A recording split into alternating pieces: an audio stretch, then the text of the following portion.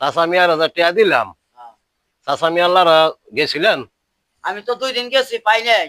আমিও তো 2 দিন গেছি পাইলাম না। আচ্ছা এই করেন, চলেন দি চাচা মিয়ার কাছে গিয়ে দিই। যাই দেই চাচা মিয়া আছে কিনা। সালাম আলাইকুম চাচা মিয়া। ওয়ালাইকুম সালাম। চাচা মিয়া, হ্যাঁ আমার কাছে তো 2 লাখ টাকা আনলেন, হ্যাঁ। তো টিয়ার আপনি আসলও দেন না, লাভও দেন না।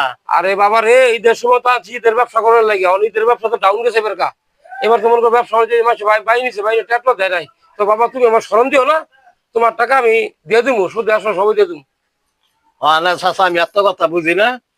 নাম না আমার কালকার ভিতরে টাকা দিতে হইব।